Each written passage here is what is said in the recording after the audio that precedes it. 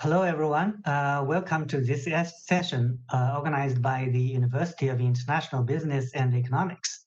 I'm Xingchen Tu, the Dean of the China Institute for WTO Studies at this university. I'm very grateful that four distinguished experts will join our discussion. I will introduce them briefly. First is Professor Peter Draper, Executive Director of the Institute for International Trade at the University of Adelaide, Australia. Second is Professor Henry Gao from the Singapore Management University. Third is Mr. Gary Hofbauer, non-resident senior fellow at the Peterson Institute for International Economics from the United States. Last but not least is Dr. Qing Ren, a partner of Global Law Office in Beijing, China. The theme of the session is the relationship between export control and national security. The world trading system has traditionally focused on import restrictions simply because governments have generally found it economically undesirable to impose restrictions on export, and instead interfere primarily in import markets. However, export restrictions are becoming increasingly relevant as technological and industrial competition among countries with similar economic system but diverse political values intensify. National security has become a widely used argument for export restrictions between trading partners, and COVID-19 further exacerbated this trend as governments introduced a number of emergent export controls on medical and other strategic supplies.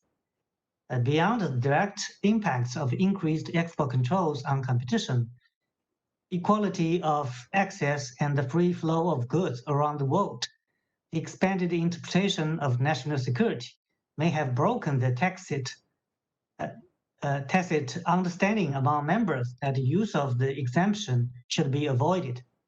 Continued expanded recourse to the exemption will have extraordinary implications for international trade and investment. So there are a lot of questions to be answered or discussed. For example, why has national security become so prominent in trade and investment policy discussions among developed countries? Will export controls on technology dismantle the global supply chains in certain industries? Is import substitution subsidy legitimate if foreign export controls result in supply shortage? These are difficult questions. We are looking forward to the insights of our speakers. So first, let me invite Professor Peter Draper first to give your insights. Thank you.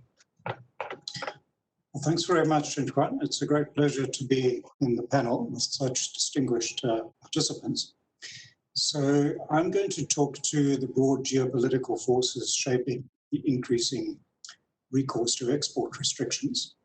And I'll put that in the context of a spectrum of forces that have been emerging constantly, actually, in human history.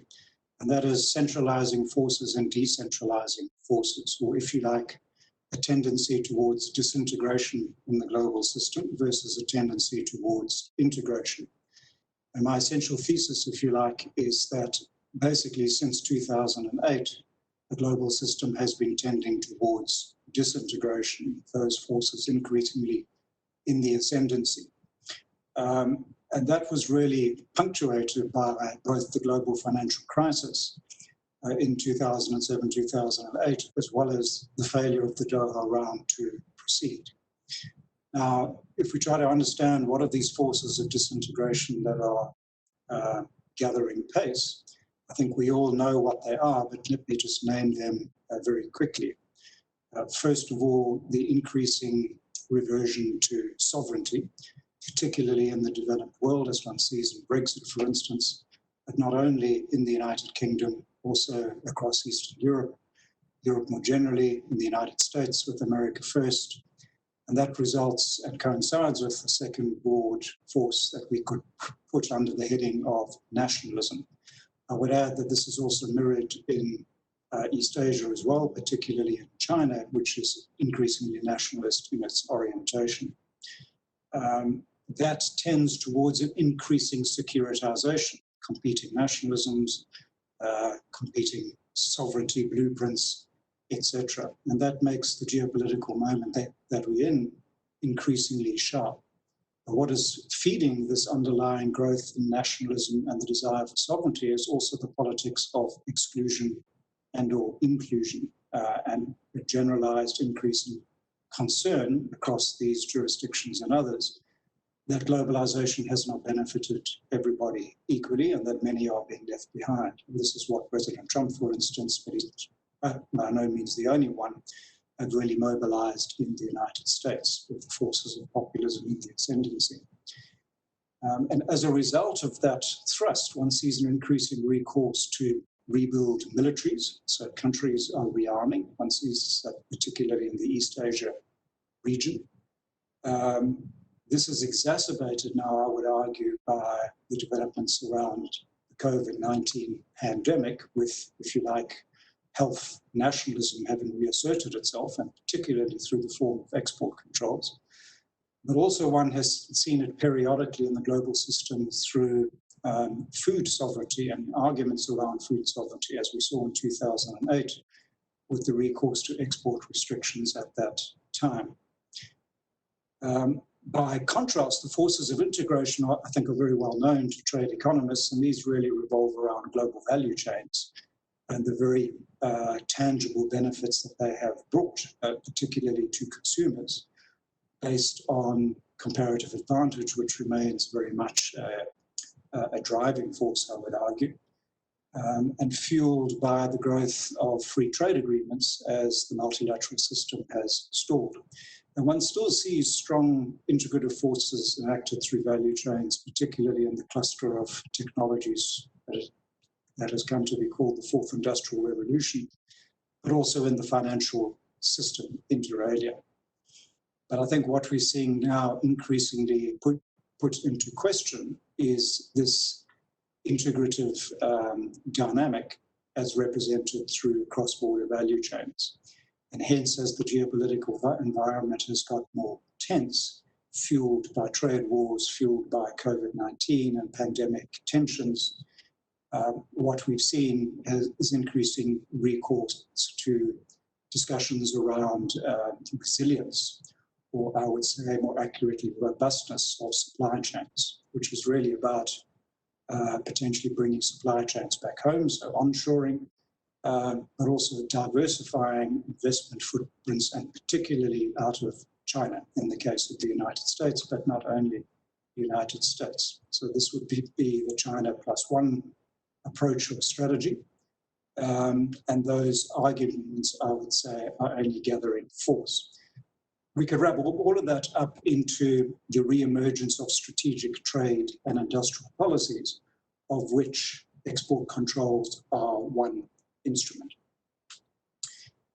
What we've also seen in the context of the COVID-19 crisis, which has really interacted with these pre-existing trends, I would argue, is that it's really intensified those trends and in some cases really extended them. A couple of examples, obviously the recourse to export restrictions, front and center for our discussion today, but also, and not disconnected to this, enormous financial transfers, particularly in G20 countries, and mostly without clear rollback plans. And so what that is raising is the fear of future subsidy wars. And I would argue that this export control instrument and subsidies, as you framed it in the introduction, are not disconnected. So turning specifically to the issues around export controls, I won't speak to the legal issues in detail because that is Professor Gao's job, and I'm also not a trade lawyer, so I'm probably not best placed to do that. But I would just start by noting that so far as I can tell, the GATT Article 21 national security exceptions are not required. So firstly, yes, we've seen increasing recourse to export controls. And historically, many of those export controls have been applied to military or dual-use technologies. But the legal cover for those, I think, is not to be found primarily in GATT Article 21 exceptions, largely because there is no emergency in international relations. And besides, there are many other arms control-related agreements that would also apply, and the GATT Article 21 security exception provides legal cover for that. So what else is relevant is the GATT Article 11, and what that permits particularly is the use of taxes and export licenses, and it's particularly those two instruments that have really, or recourse to those two instruments that has grown substantially in the last few years. What the GATT Article 11 does regulate, with obvious exceptions, both temporary and non-temporary, is the recourse to quantitative restrictions. And I'm sure Henry will have much more to say about that. Under certain conditions, to be sure, but it's relatively easy to access those instruments, and there is legal cover for it. I think it's also important to point out that whereas the GATT relates to trade in goods, obviously, and many of these restrictions do apply to trade in goods, there is an increasingly, I don't want to say interesting, but I can't think of a better adjective, space around services and the GATTs, and issues such as data transfers and services connected to data transfers. And so far as I can tell, again, but I'll be interested to see what Henry has to say about this. This seems to be permissible under the GATTs, which seems to be a big lacuna in the legal architecture. Similarly, there is the TRIPS agreement, which regulates technology and intellectual property associated with that in particular. Quite how that applies to export controls, I'm not sure. It's not something I've particularly looked into. It's also important to add that certain recently acceded countries, particularly China, have got export restrictions built into their accession agreements. And there are also 4 countries that have bound certain export restrictions into their goods schedules, Australia being one of them. So coming back to the national security argument or issues, one thing I would like to point to is that the conception of national security, so what exactly we regard as national security, regards me as a somewhat fluid and elusive notion. We would all agree that there is something called hard security, which relates to the military and arms and open hostilities or conflict. But political scientists think that soft security and a range of issues within that are equally, if not more, important. One could expand that to include the security of the state, the importance of protecting state autonomy, and quite how the legal agreements, exceptions, etc., apply to these conceptions is, I would say, a rather complex and contested terrain.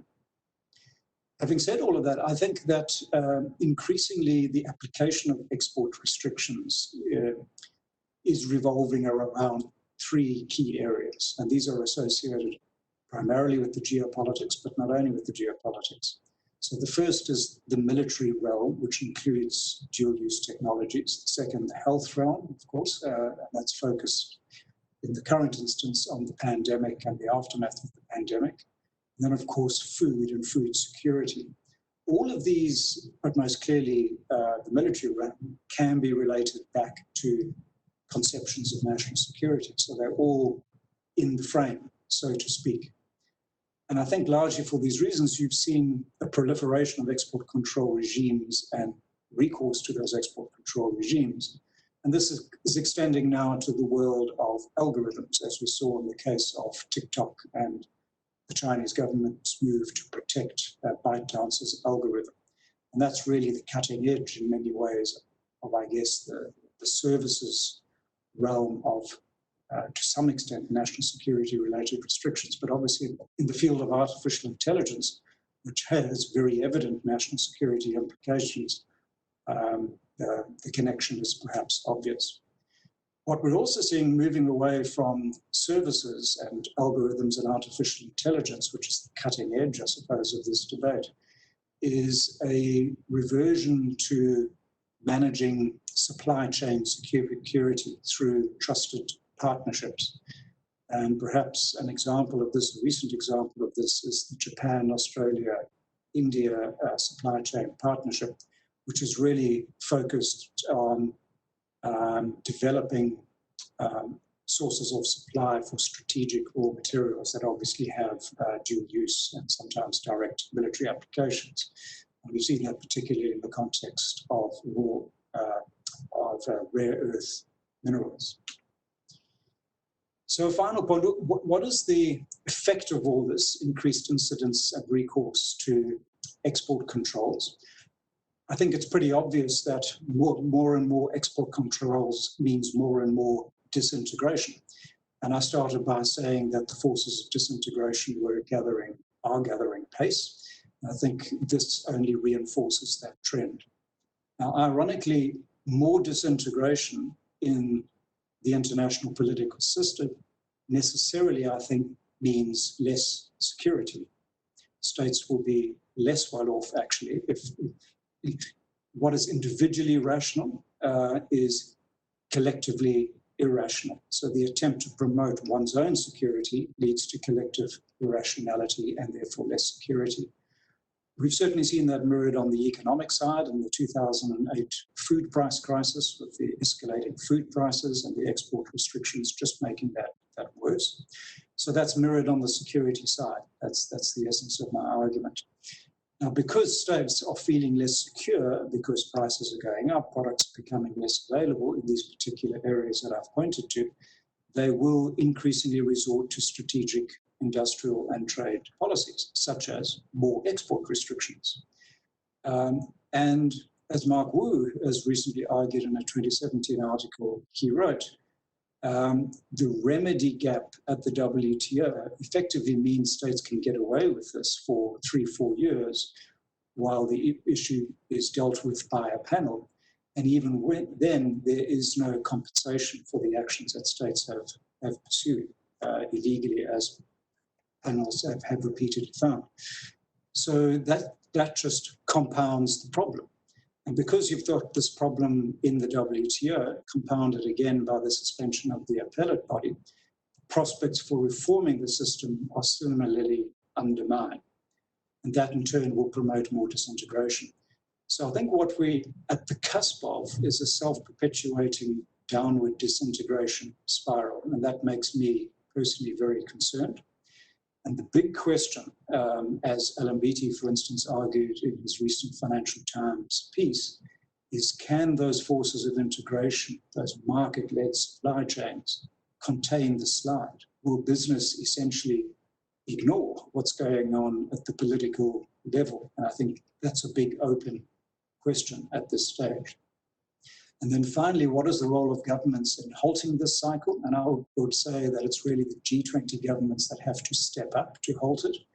But given where the geopolitics are going, and particularly the US-China geopolitical contestation, I'm not optimistic that's going to happen anytime soon.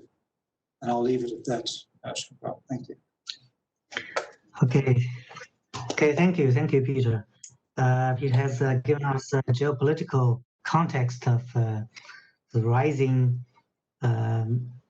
competition of nationalism. And I think you're very right that more integration could actually result in less security. I think that's a big question for many governments. But we know international politics is always changing. International law is relatively difficult to change. So how could we deal with this changing situation with the current international law? That's a question for Henry. Please, Henry. Thank you, Xinquan. I'm glad to be with such a distinguished panel and also audience. So I will present with a slide. So I will be focused on mostly the WTO law issues which are raised by national security and export control.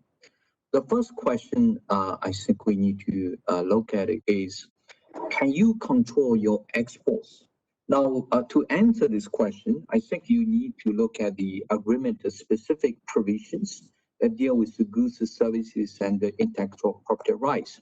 For goods, most people are very familiar with Article 11, which has a general elimination of quantity restrictions that apply not only to imports, but also to exports.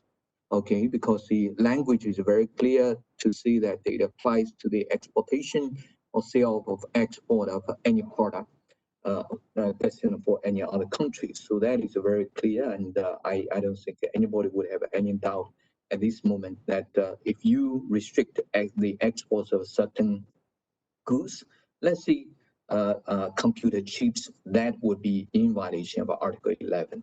But for services, it is more tricky. Well, Peter mentioned briefly this, and I agree with him that for services, the issue is much more complicated.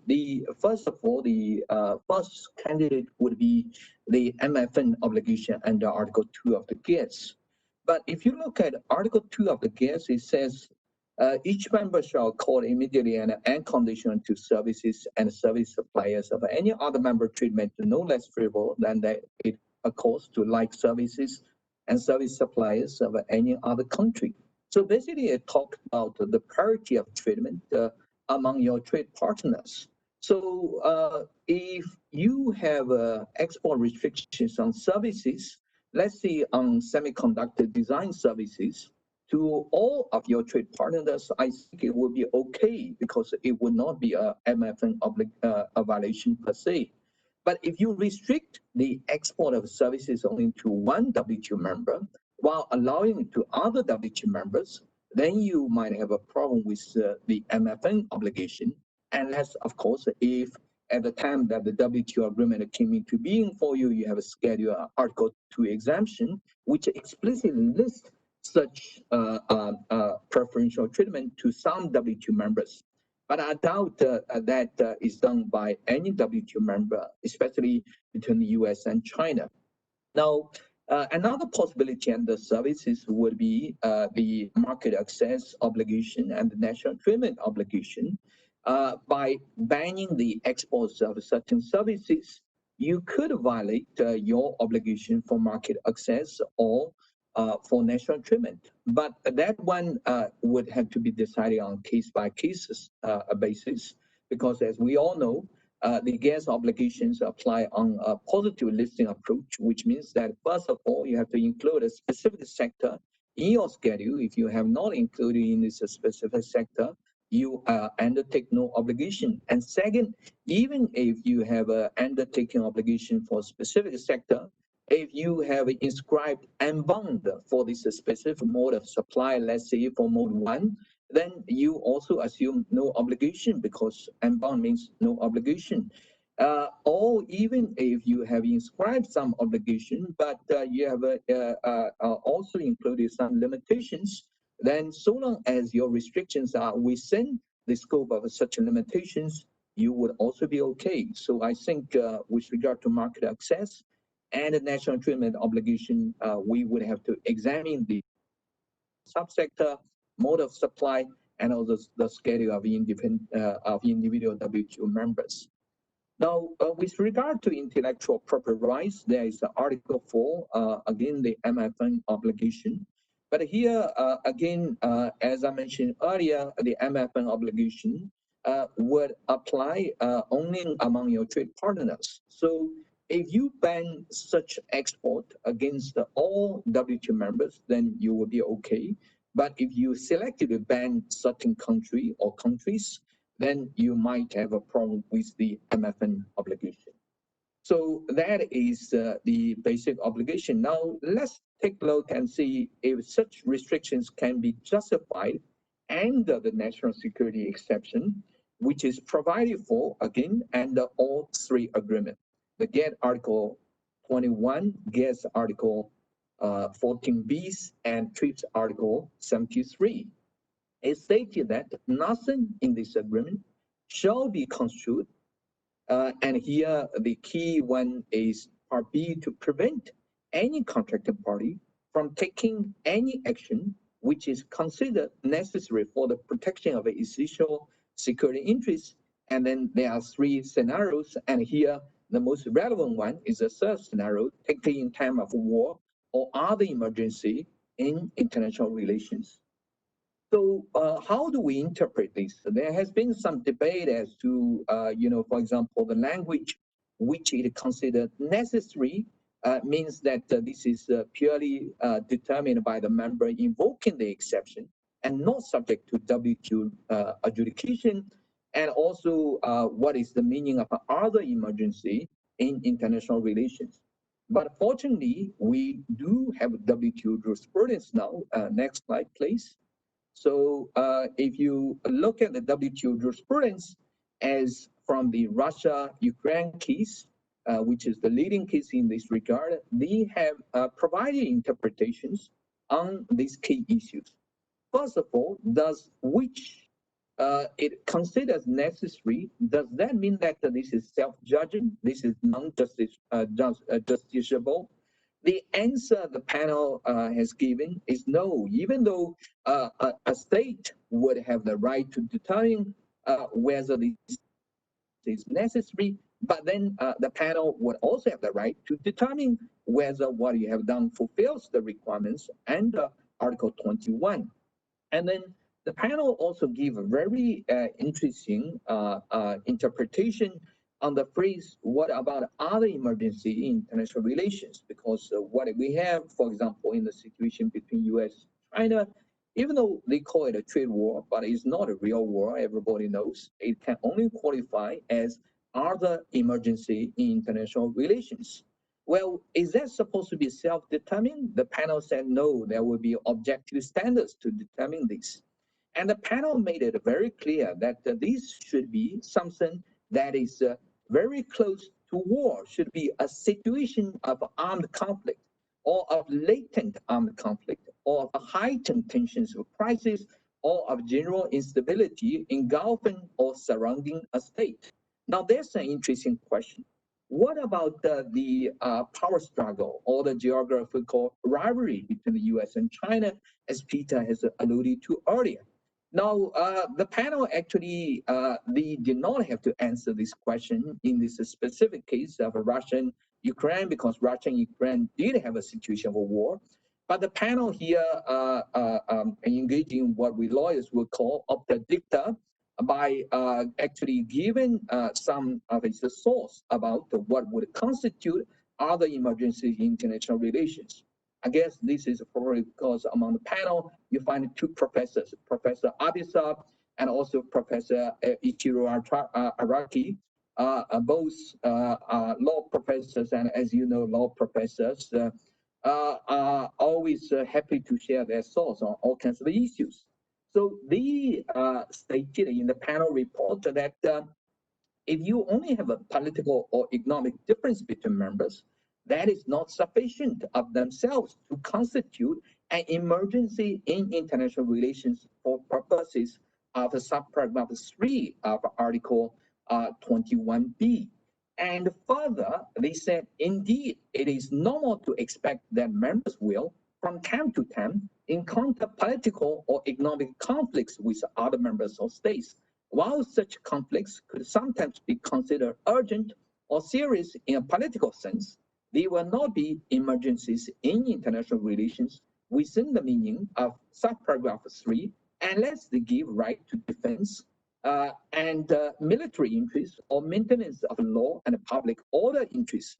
So this is what I would call the dicta on the US-China trade war. Basically, what they are talking about is the US-China trade war.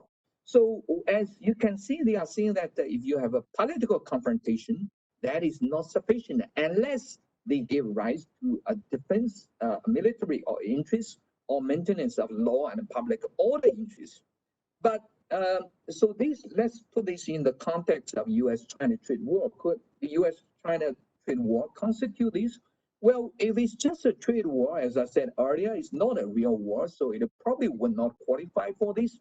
But what if each country does something more? For example, by engaging in deliberate efforts to sabotage the other country, or even encouraging some militant uprising in the other country. You know, for example, like the recent upheavals in the U.S. Because of the virus, and also because of the Black Lives Matter movement in the U.S., or what's going on in Hong Kong. Could that give rise to, as the panel mentioned in the Russia-Ukraine case, maintenance of law and public order interests? Well, that would be an interesting question for us to ponder for the future. But regardless of how the situation will evolve, I want to end by saying that whatever measure that you can take must comply with the rules of the WTO, and the rules of the WTO seems to be saying that, even though you can do what you wish to do, but at the end of the day, you have to come to Geneva and you have to face your judgment. Thank you so much. Thank you, Henry, for your very clear explanation of these exemptions regarding national security. We know, as Peter and Henry talked, the two countries are always referred. One is the United States, one is China. For the United States, I think probably the US has the largest advantage in terms of using export controls, because the US has control over the highest level technologies. So it has the leverage to use export control on many countries. So I would like to invite Gary to give your thoughts on this. Thank you very much, Xing-Kwan, and thank you for inviting me to this very distinguished group, including yourself. Let me start with a piece of news which maybe everyone is aware of, but it's quite arresting. President Trump and his wife have both been tested positive for COVID-19. In my view, this marginally increases what was already the very substantial likelihood that we will have a new president next year, President Biden. And I will return to that at the end of my remarks.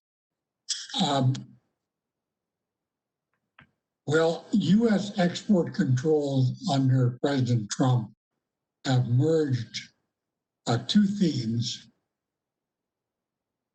economic sanctions and national security goals. And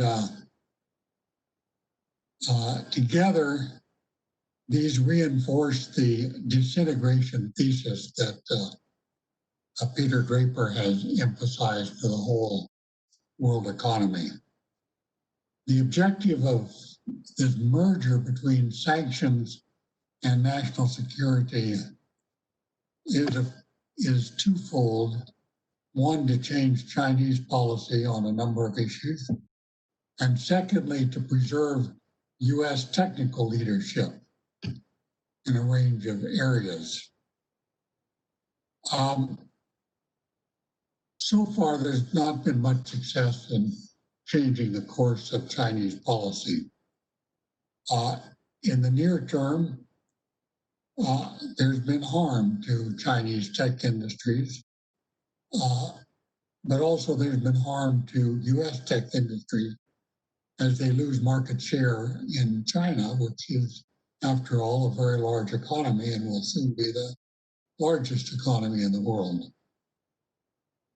It is not at all clear that this policy approach inaugurated by President Trump will widen the U.S. technology lead over China during the next decade. That's the aspiration, but Whether that materializes is, I think, very unclear.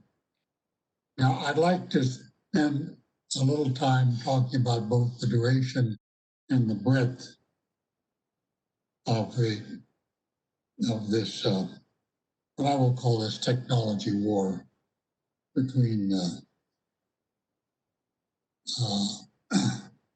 United States and China. Conventional Democrats and Republicans, as well as their titular leaders, which would be Trump and Biden, are unfortunately, in my view, highly aligned in seeing a China threat. And this view is shared by about 70% of Americans. I disagree totally with this view, but that's the reality that we have today in the United States. If President Xi were to reverse course and open up to foreign investment with no tech transfer requirements and to privatize some big state-owned enterprises, that would change the picture, but that doesn't seem likely. On the other hand, if President Xi enhances Chinese control of the South China Sea or threatens Taiwan, you know, this tech war is going to go on. This will be part of this larger geopolitical conflict which Peter Draper talked about. In the United States, three propositions are widely believed. One, that most of Chinese tech hardware enables Beijing to spy on the United States. And the same is true of Chinese applications like TikTok and WeChat. And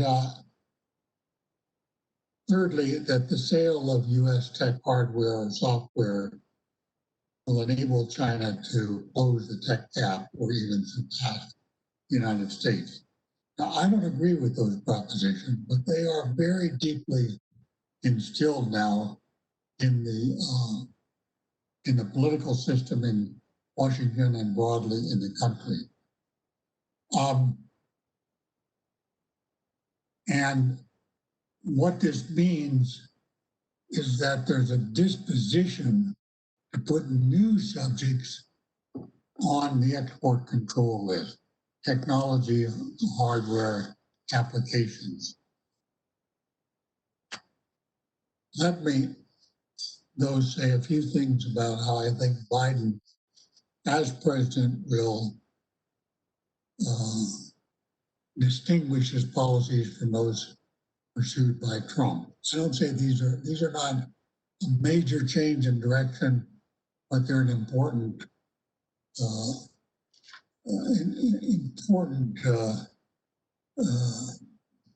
nuance in what's happening now. First of all, I think Biden will have much more respect for traditional U.S. allies in trying to carry out export controls. He will try to get their agreement. And the allies may agree on human rights, environment, state-owned enterprise, and so forth, but I don't think they will accept this kind of severe export controls that the United States has been lately, just really in the last year, that goes back a couple of years, has been advocating. So that would be something of a redress from what we've seen before. It is possible, and this comes to points that Henry Gao made, it is possible that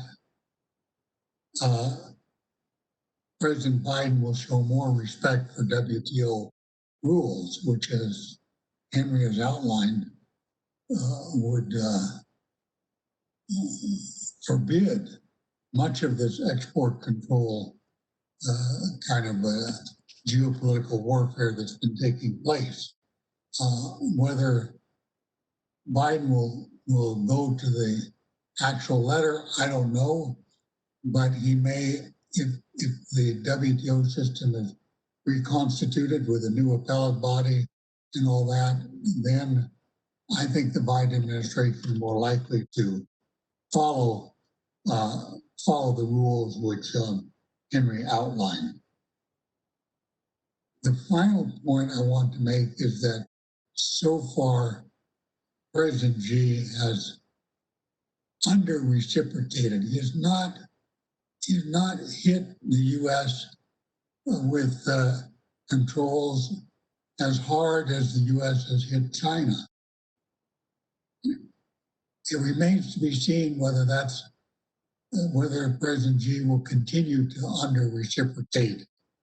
I think he's waiting to see how the Biden administration will carry out or maybe moderate the Trump policies. If the Biden administration does not change course to some extent, then I think China will be inclined to make life quite difficult for some multinational corporations. And maybe highly valued firms like Apple will not be touched, but we've seen that HSBC and Cisco have already been touched by the geopolitical conflict. So it will be interesting times ahead. Thank you very much.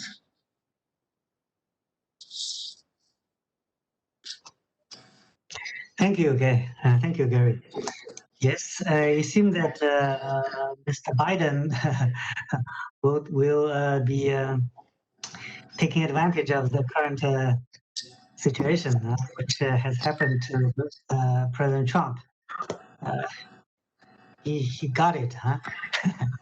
It's an interesting development.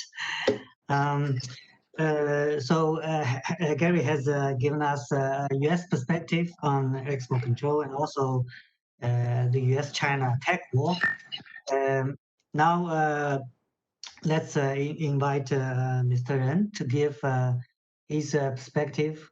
Actually, he has been helping a lot of Chinese companies to deal with these export control policies of the United States. So he's very experienced in this area. Mr. Ren, please.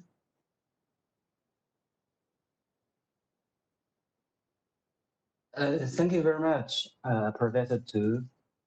It's a great pleasure for me to join this distinguished panel. To make my remarks more organized, I would like to follow the order of the questions posed by Professor Tu in advance. Professor Tu posed six questions about the export control and the national security. I will try to follow the order of those questions to provide some personal view of mine. The first question is about the use of the export controls.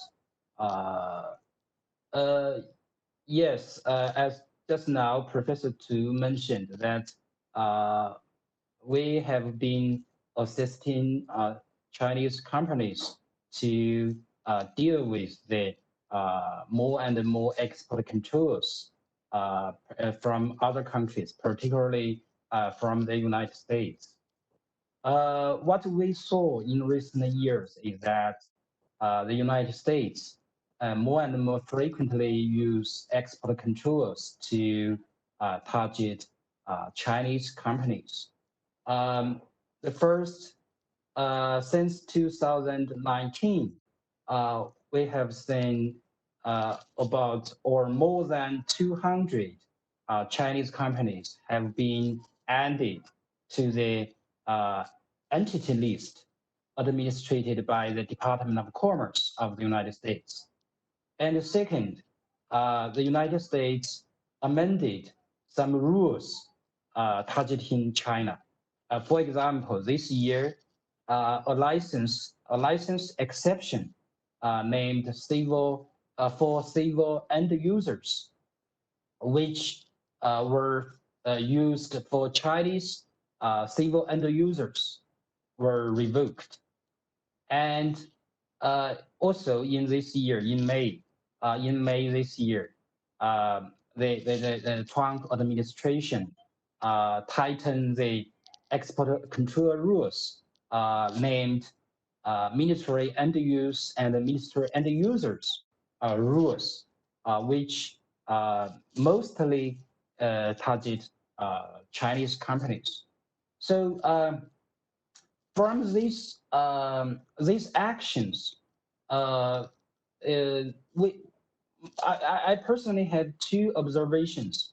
The first is that the concept of national security seem to be expanded to a to a degree that we have not expected before. We have never expected before. It seems that to maintain a leading role of the United States in the world, or to maintain the leadership of the United States in the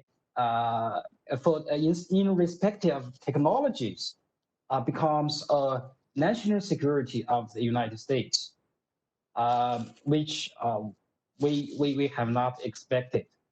And the second, export controls nowadays are not used only for national security purpose, but for foreign policy purposes. Or in other words, the export control are now used as sanctions. Originally, we believe, or I personally believe, export controls are different from sanctions. Sanctions are mainly for a foreign policy purpose, but now export controls are used as sanctions. These, in my personal view, these are not consistent with the original object and purpose of the export control regime. So this is the first observation I would like to make about the use of export controls. And for the second question, are export controls emerging in COVID-19 morally and legally legitimate? I believe it's to some extent it's understandable for countries like the United States or the European Union to adopt some measures to control the export of some, for example, the personal protection equipment, or to control the export of some medicines. I think it's understandable, although it may be it may be a little bit unfair for some for customers in other countries who also need the PPE or the medicines. But I think it's understandable, especially to the extent that those measures are make.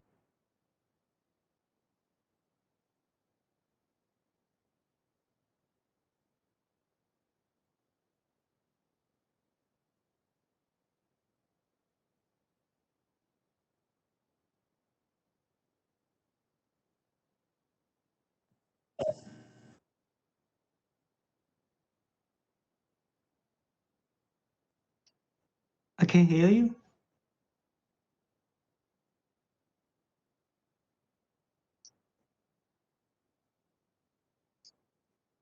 Can you hear?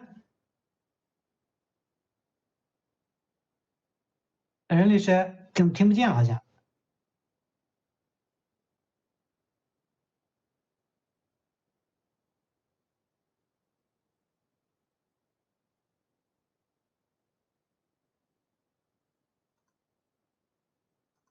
哎，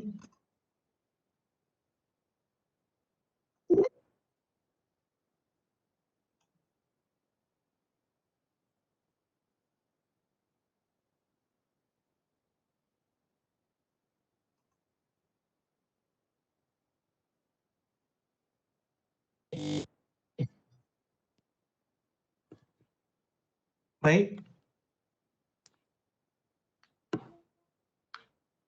是不是断了？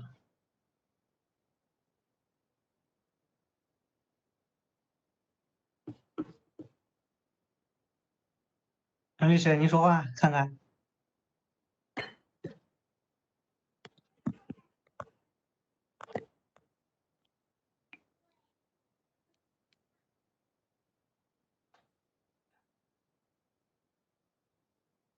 任律师，好像能听到声音。喂哎， ，Hello，哎，可以听见啊，你说啊， Hello，可以听见。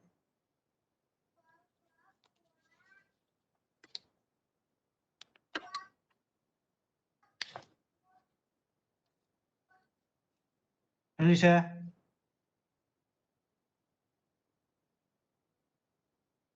哎，我能听到您说话。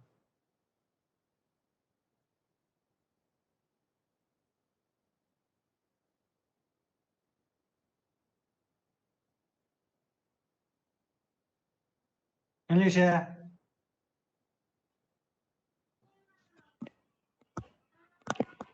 Hello，哎，可以听到。您说，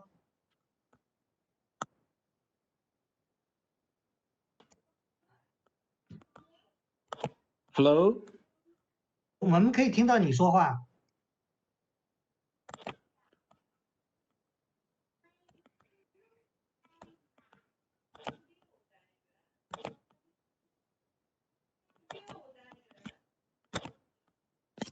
Hello.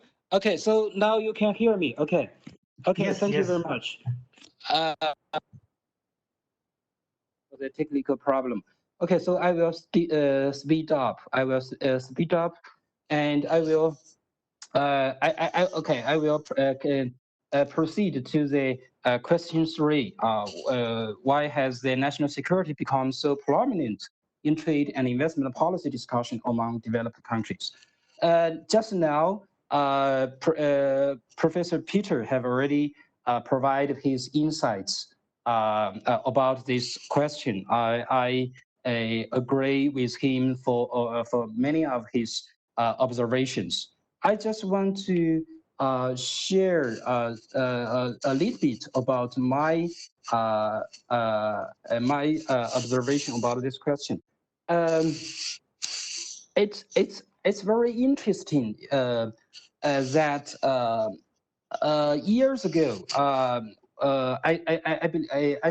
I mean, in 2001, when China acceded to the WTO, at that time, there was a debate in China whether the accession to the World Trade Organization will impact some industries, some vulnerable industries of China, such as the automobile industry.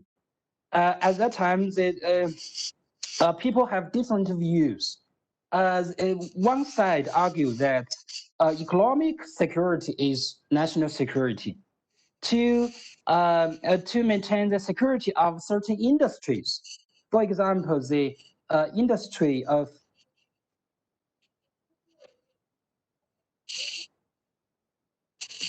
the automobile industry is also part of the national security.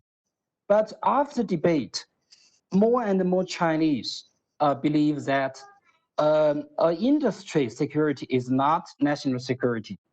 China should open up further, and China should support the free trade. So that is what happened in China years ago. But 20 years later, now, many more and more Chinese people is surprised to see that the developed countries switch to protectionism and to expand the national security, including more and more technology control and more national security reviews for foreign investment. So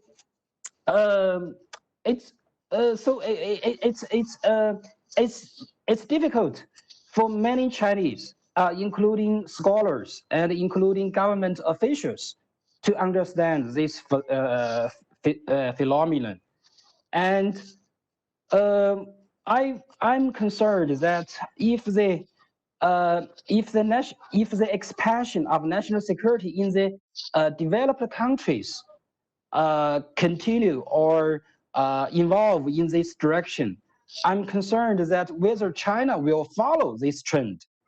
I mean, whether China will also switch to some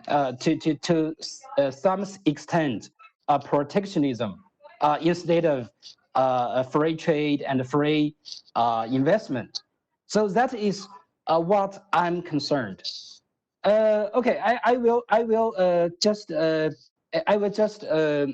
make my observations for the last question, the question 4, and I will stop there after I make observations about question 4. Will export controls on technology dismantle the global supply chains in certain industries? My observation is that that have already happened, that have already taken place. It can be observed from 3 aspects. The first is that the companies who are affected, directly affected by the export controls, for example, in China, for example, Huawei. The Huawei company has to switch to alternative supplies, no matter the alternative supplies is from China or from a third country. Alternative supply, by the nature of alternative, means that it is not a market choice.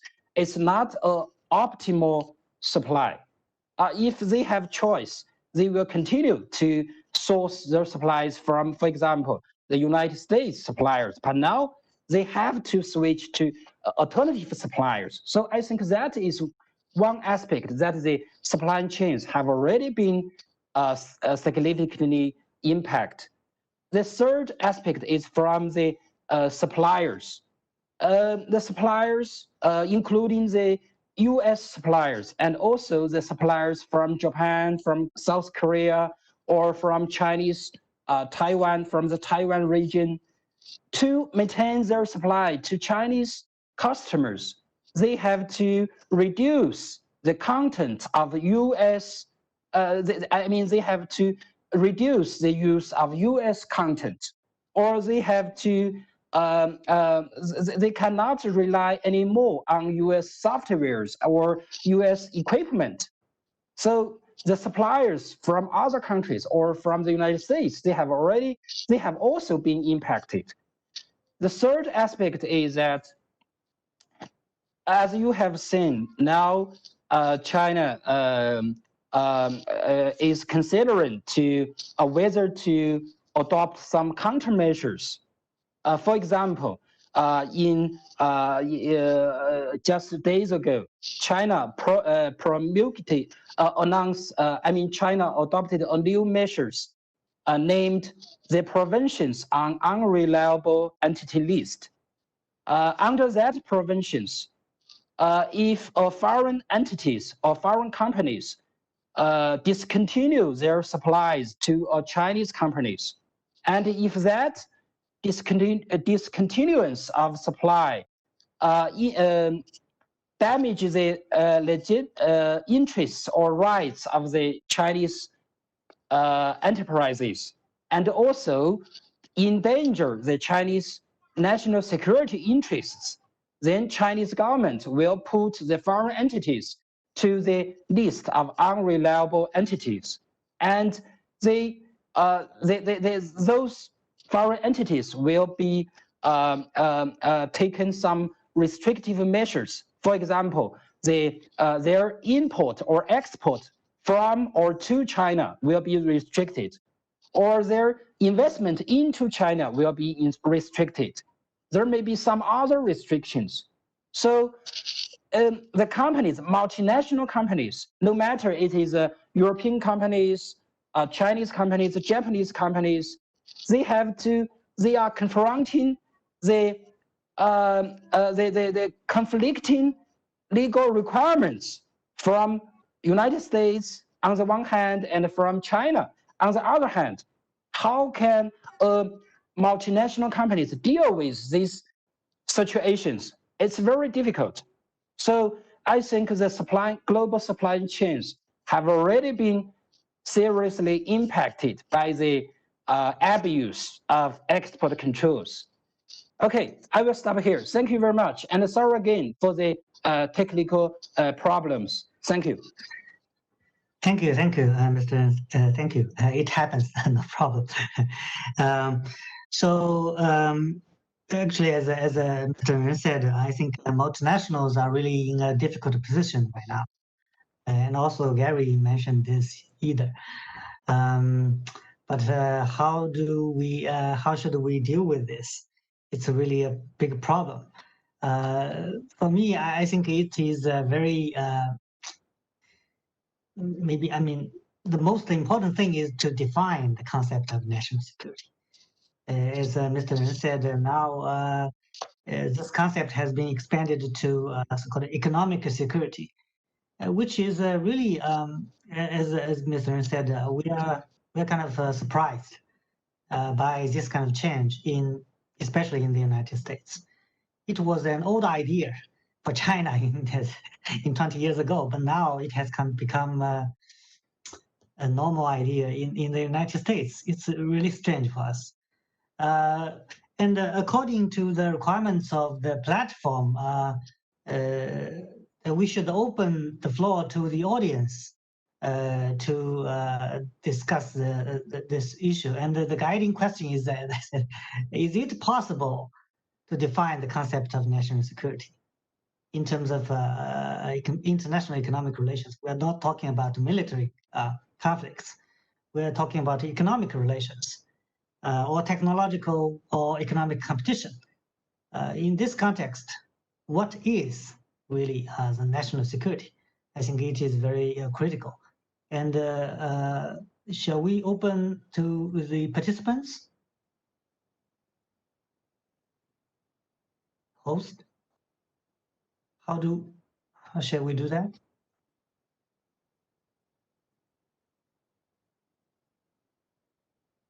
Only one question.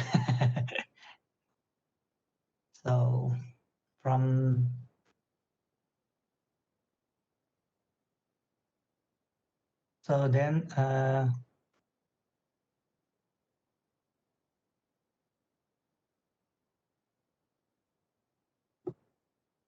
okay. Xinchen, if I may suggest, maybe we can have the panelists react to presentations from each other. Okay. Yes. Since there's only one question from the audience, maybe we can have more discussions among us. Yes. Sure. So, would like to go first? Henry, maybe you? Okay, yeah. So I would just make a start by following up on what Mr. Ren has mentioned earlier regarding China's unreliable entity list. So this unreliable entity list was initially meant to be a way to deal with the unilateralism by the US But if you look at the details of the rules of the unreliable list, you can see that clearly it has a national security rating all over the rules, because it kept mentioning the national security justifications for taking measures of export control and also other restrictions on trade and so on. So I think this, as Mr. Ring has said earlier, probably imply that China is now also learning from the bad example of the US, where you see, the US has been kind of abusing the national security exception by claiming everything to be related to national security, this kind of expansion of the concept of a national security from the key essential interests, the sense that are really related to weaponry, to nuclear and other materials and so on, to even things like steel and aluminum. So even that could be justified under national security grounds. So when the U.S. is doing that, I agree with Mr. Ren that China is not going to sit on its hands doing nothing. China is going to watch the U.S. and then follow the example of the U.S. And then if China start doing that, then this would be really bad for the whole global trading system, because then this would create in a way kind of peer pressure on the other WTO members to follow suit. Now, if you look at the history of free trade agreements in the WTO, you have this concept of a so-called competitive regional trade agreements. So basically, the idea is that if your neighbors started signing RTAs, you also want to sign RTAs because you do not want to be left out in the cold. And here, what we see is really competitive national security abuse, where one country started to abuse the national security exception, other countries follow suit, and then pretty soon every country are claiming national security for everything that they do, and that probably will spell the demise of the world trading system, because I think the WTO can survive to this day, and it depends largely on the goodwill and also self-restraint of all these WTO members in a kind of an implicit gentleman's agreement of not abusing national security exceptions, because national security is really like a black hole of exceptions. It has, nobody wanted to touch it. If you look at the history of the GATT, everybody was very careful in trying to avoid claiming justification and national security and Article 21. But since a few years ago, when the United States started to abuse this exception, things have changed. Now everybody is saying that they are doing it for national security reasons. So I agree with Mr. Ren's assessment, and I also agree with Peter's assessment earlier that this probably would end up with a downward spiral that none of us, at least among the panel, would like to see. Yeah, so that's all I have to say for now. Okay, Henry. Can I offer some thoughts? Sure, Peter, go ahead. Yes, I wanted to pick up on a couple of things Gary said, which I agreed with, by the way, pretty much fully. But perhaps give it a slightly more international relations framing as opposed to a more international economic relations framing. So in the international relations world, so far as I follow it, and certainly in the US, much of the discussion is about the Thucydides trap. The basic idea that in history, when you have an established power, a rising power will emerge to challenge it, and inevitably, perhaps, and I think in Graham Allison's case at Harvard Thucydides Trap Project, he identified 11 out of 15 such cases where this ended in armed hostilities. in other words, war.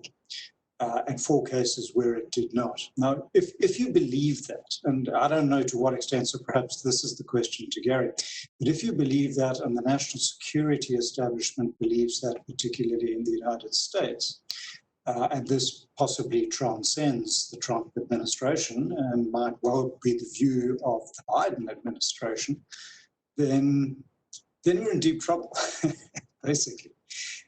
So I guess the question to Gary is, do you think that that is the dominant view in the administration? Now, if it is, then how you define national security follows logically from that.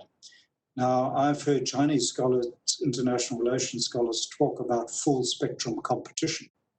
Right? That means everything's on the table. And if you look at national security through that lens, then, or a geo-economic lens, to put a different label on it, then using economic instruments as part of your national security posture is natural in some sense. But the underlying question is there a belief on both sides, I guess, that we are in this Thucydides trap moment? And if there is, how do we get out of it? That would be the real question. Peter, maybe Gary, would you like to make some response? Peter has asked the $64 trillion question.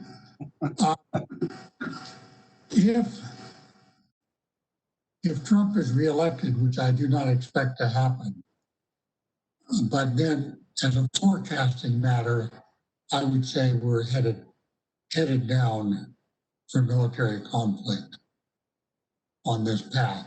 The people he has assembled around him, because he's gotten rid of all the reasonable people.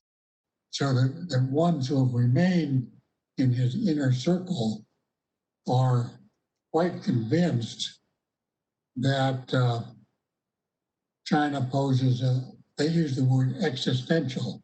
I don't know if they know what that means, but it does mean life or death threat. And if you have that belief, you're going to create, coming into the Trump administration, we could say the U.S. and China have some adversarial aspects, cooperation and adversity. Now, almost 4 years later, it's all adversarial, enemy. So we've managed to create in our own mind an enemy of China, and China has responded as might be expected. They would respond. So the way I see out of this trap is obviously with a new administration, with a much more, let's say, balanced set of key officials, both economic and military and national security. Let me say that there is one branch of government which is very important, which, as far as I know, does not subscribe to what we're seeing now, and that's the intelligence agencies, the National Security Agency and the CIA.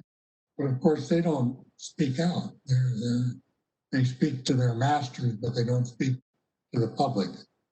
Now, what can Biden do to get off this downward spiral, as you have said, Peter? And it is a downward spiral.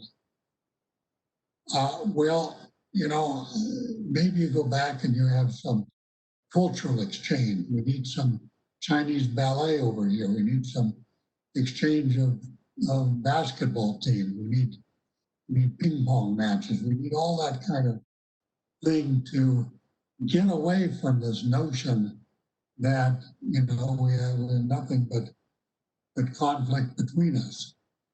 And I do think that at least a few people I know who are possibly going to be in the Biden administration at least want to narrow down to what you and Henry and Kingman have talked about, much narrower view of national security, So we get back to the more traditional, closer to military objectives.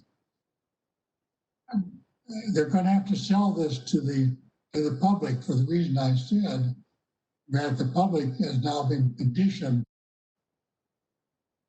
I mean, you know, leaders can condition the public, and the notion that TikTok is a security threat, it is just absurd. But it's widely accepted. And you know, what's the basis of it? The basis of it is that any application can take your cell phone, like this right here, and turn on the camera, and therefore it can take images and send them back to Beijing. I mean, this is all fantasy. But then if there's somebody in a military base who's walking around with his cell phone on, cameras on, you know, the view of the military base goes back to Beijing. Well, you know, this kind of hypothetical, you know, maybe sort of thing, people accepted that. I mean, smart people accepted that to an extreme extent. And there's no real pushback. Well, what Biden has to do is get away from that kind of thinking and extreme view and so forth. But I think it will be, given as far as we've come, it will be a step-by-step approach. And it's very important that President Xi takes the steps as well. And both can get us out of this. As a forecasting matter, I would say, to your direct question, Peter, which is the big question of our day, we have about a 50% chance of getting off the downward spiral, which you talked about. Thank you. Thank you, Gary.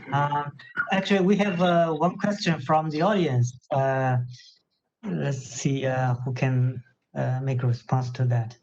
The question is, do you see the export restrictions that have been put in place as a result of COVID-19 to be temporary, or are they here to stay? Who would like to answer that? Maybe Peter? Sure.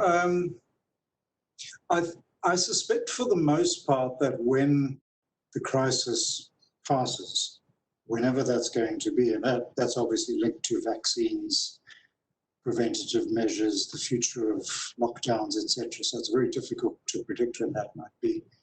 But once the immediacy passes and it's clear there's life beyond the virus, I suspect most of those export restrictions would be withdrawn. I think market forces will reassert themselves, but it's going to be in a different context. So it's going to be in a context where states around the world are talking supply chain resilience, whereas actually I think they mean robustness. Now, some states are going to take that quite far, other states will not. It's difficult to predict where different states and groupings like the European Union will come out in terms of that debate. But at the end of the day, once the crisis has passed, people will need access to a whole range of things that are currently in short supply and at cheap prices. And so I do think those market forces are going to reassert themselves in the health space. And I would expect most of those restrictions to be removed. Okay, good. Ren律师, Mr. Ren, would you like to respond to the answers?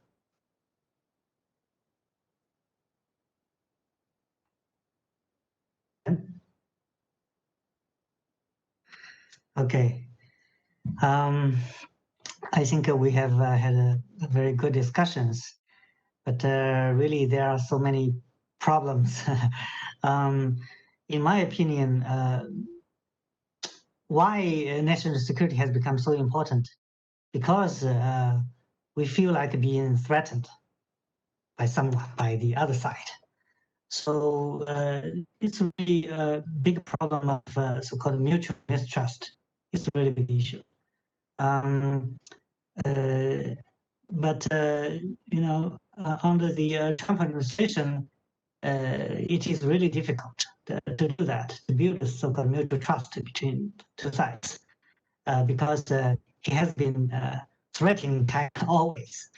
So actually, at least for me, I think, or any Chinese scholars, we believe that the Biden administration, not the, but the possible Biden administration could provide some opportunities to reduce this feeling of threatening each other, to respect each other. Of course, as Gary said, I think, I believe that, also believe that both sides should take some actions, take some initiatives to reduce the threat felt by the other side. So I think, for the United States, my suggestion is always let Huawei go. What I mean is not that the U.S. should, the United States should use 5G from Huawei. No, I don't think so. It is maybe a security issue. But why don't you sell chips for cell phones to Huawei? It's nothing to do with it has nothing to do with national security, right? It's just a cell phone. It's very small, and I don't think it's high tech. It's just a maybe a moderate technology product. So because of what the U.S. government is doing, it's trying to kill Huawei. It's unfair. So yeah, Huawei is competitive. So you want to kill it?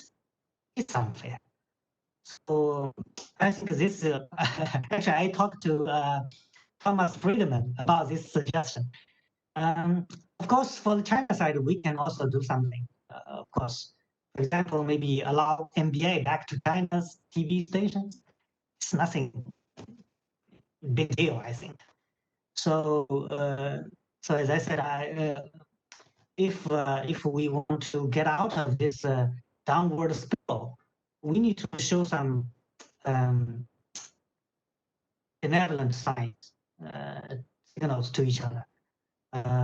Not so economically significant, but it could create some atmosphere for both sides to deal with some more difficult issues. Actually, from the China side, we all, at least most of us, believe that China has done a lot of things already to show our, as I said, to show our goodwill. For example, we have opened, especially the financial sector, significantly in this year. So you see, the U.S. and China are kind of a decoupling, right, in terms of technological and trade relations, but in terms of financial cooperation, it has been developing very fast. We are coupling with each other more deeply in the financial sector. So at least, as I said, from the Chinese side, we don't want to decouple with the United States, definitely. But this signal has not been very received by the U.S. side. As Gary said, even many American people believe that TikTok is a threat to their security. It's really difficult to understand. But as I said, probably we should and could do more things to reduce the feeling of threat from the China. Well, Professor Tu, if I could Sure. maybe end with an optimistic issue, I was very favorably impressed by President Xi's declaration of carbon neutrality by 2060. And you know that Biden and the Democrats generally, they talk about this Green New Deal and so forth, but they are very much aware of the climate issue, unlike the present administration, and very keen on taking concrete steps to reduce carbon emissions. So this is an area where, you know, I think the Biden administration and President Xi can be aligned, and together they could do, you know, really do something pretty impressive to advance the climate agenda, which is so critical to everyone in the world. So that's, you know, and I'm sure there are other areas as well, but that's really a big one where I'm optimistic about. Yes, yes, I agree. Henry. Yes. Thank you, Xinchen. So to follow up from what you and Gary and Peter and everybody else have said, I would like to conclude by saying that national security might be a real concern, a very important issue. But the way to safeguard your national security is probably not through export controls. In other words, export control itself would be a national security threat. Okay, that's very good conclusion. Mr. Would you like to say a few words?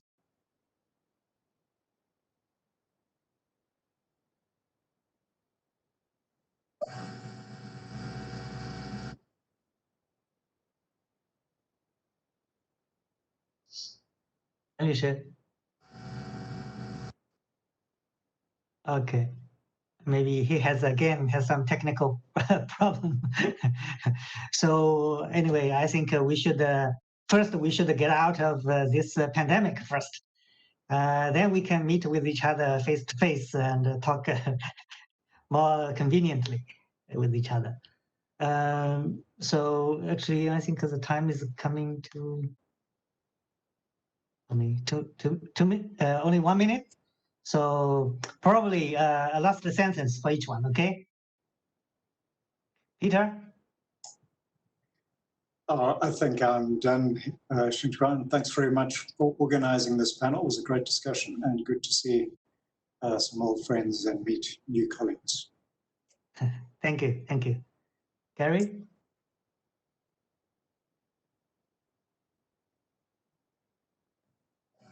I agree totally. And it's so great to see you, Professor, too, again, after a while apart. Yes, hope to see you again.